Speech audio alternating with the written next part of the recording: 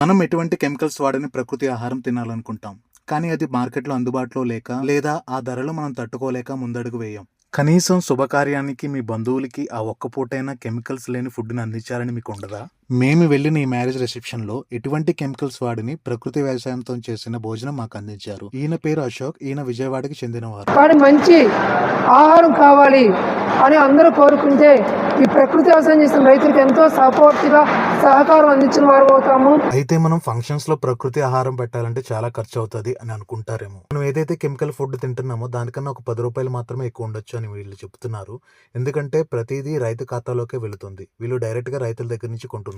ఉప్పు నుంచి నూనె వరకు, కూరగాయ నుంచి పెరుగు వరకు అన్ని ప్రకృతి ఆహారమే. మరి ఆ ఫుడ్ ఎలా ఉందో బంధువుల మాటల్లోనే విందాం. వెజ్ బాగుంది. నిజం చెప్పండి, పర్లేదు. నిజంగా బాగుంది. ఏ వెజ్ ఐటమ్ బాగుంది?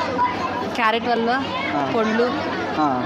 గోంగూర చట్నీ అన్ని ఆల్ రౌండ్ చాలా బాగుంది అసలు.